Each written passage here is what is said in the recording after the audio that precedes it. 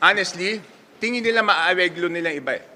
Pero si Sara, sa tingin nila, hindi nila maaareglo yun. Kahit, maging totoo tayo, kayo paano ba kayo mag-isip? Sa tingin nyo ba maaareglo si Sara o hindi? Okay, kayo tatanungin ko, definitely no. Di ba sir, parang passing judgment naman yun sa ibang tao na pwedeng ma-elect din na presidente? Siyempre, I'm entitled to my own opinion, di ba? Opinion ko yun eh. Kahit kayo naman, may opinion kayo eh. Di ba kaya nga tinatanong ko, binabalik ko sa tao,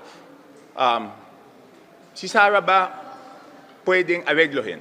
Tingin ko hindi. Yung iba ba pwedeng areglohin o hindi?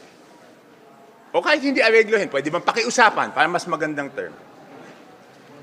Pwede bang pakiusapan?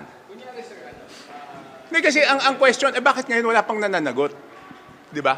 Bakit ngayon wala pang nananagot?